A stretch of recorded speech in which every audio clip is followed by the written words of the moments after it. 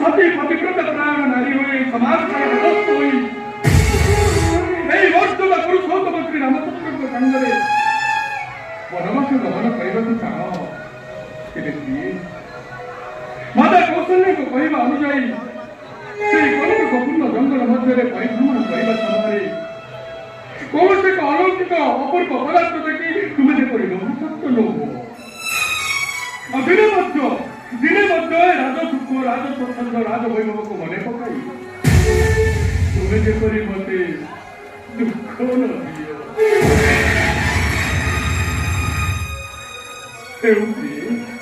तेरे